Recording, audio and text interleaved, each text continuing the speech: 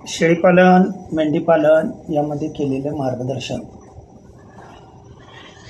मी केलेलं मार्गदर्शन आणि त्या मार्गदर्शनानुसार हे 4 महिन्यामध्ये 42 किलो झालेलं वजन. हा पुरावा म्हणून मी वरती थंबनेल वरती टाकले.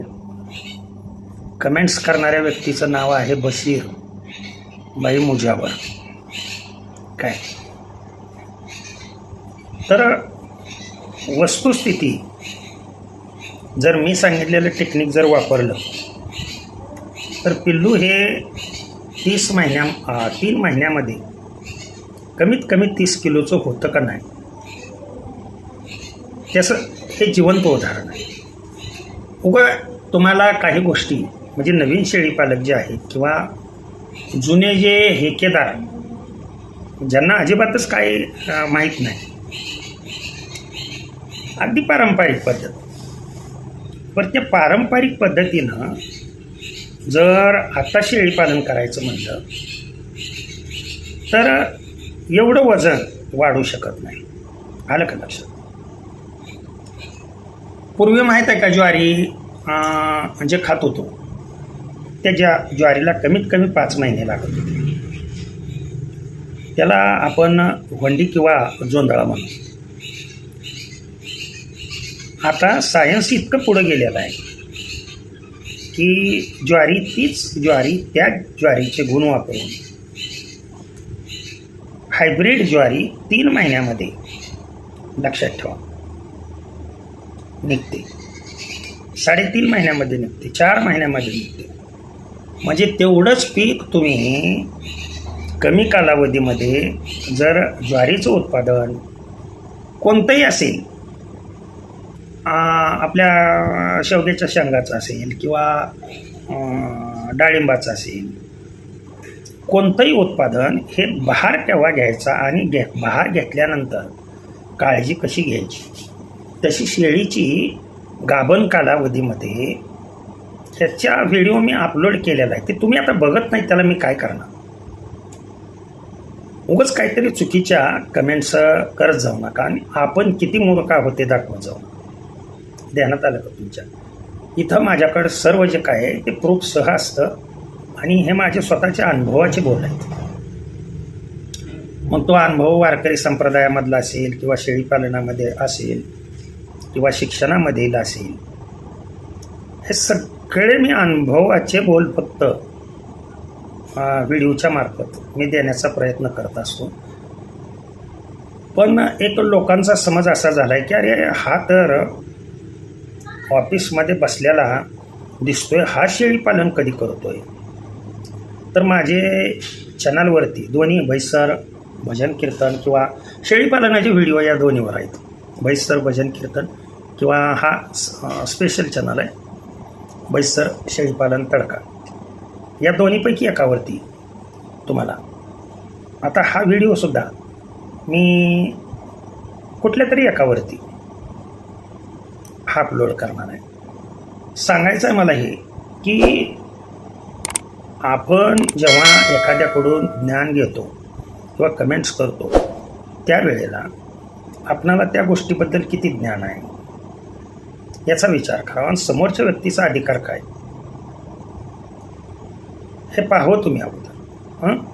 मी इथं तुम्हाला प्रत्येक व्हिडिओमध्ये माझं शेड दाखवायला पाहिजे का? म्हणजे लक्षात येईल की मी शेळीपालन करतो म्हणून. प्रत्येक व्हिडिओमध्ये मी माझी कीर्तन दाखवायला पाहिजे का तुम्हाला? म्हणजे मी कीर्तनकार आहे, प्रवचनकार आहे, गायन करणार आहे, पकवाज वाजवणार आहे, तबला वाजवणार आहे, हार्मोनियम वाजवणार आहे, हे तुम्हाला दिसू शकेल. अहो, एखादी व्यक्ती एखादी गोष्ट सांगते म्हणजे त्या व्यक्तीला त्या गोष्टीचा पूर्णपणे अनुभव असतो. माझ्या बाबतीत तर सांगतो आणि मला जे जे अनुभव आहेत ते अनुभव मी तुमच्यापर्यंत आणून पोचवण्याचा प्रयत्न करत असतो.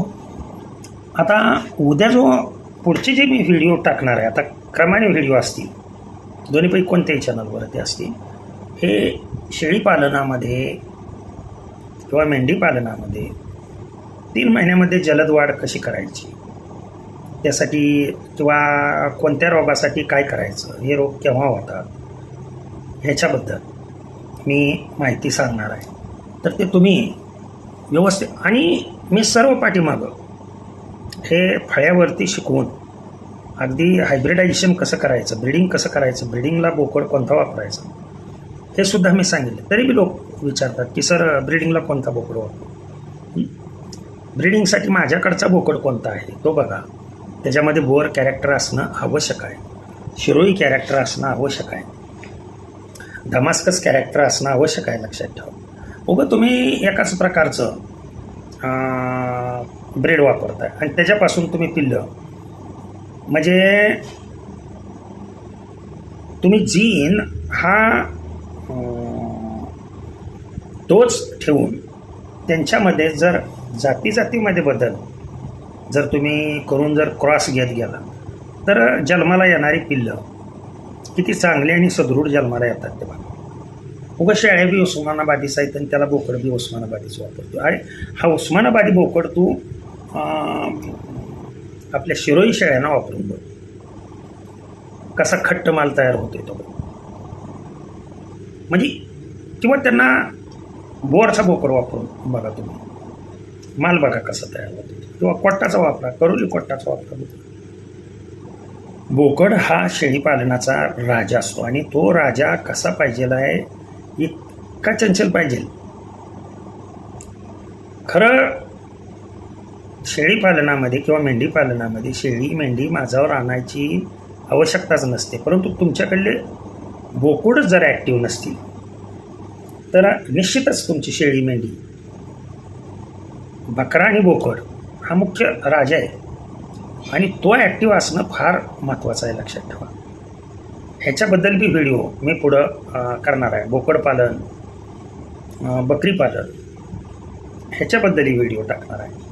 तर हे मी प्रूफसह तुम्हाला थंबनेलमध्ये मी प्रूफसह तुम्हाला दाखवलं की ही केलेली कमेंट्स आहे. मग जर हा अनुभव जर इतरांना येत असेल आणि तुम्हाला येत नसेल तर दोष कोणाचा, माझा का तुमचा, हे ज्याचं त्याने ठरवा. रामकृष्ण हरी, विठ्ठल केशव.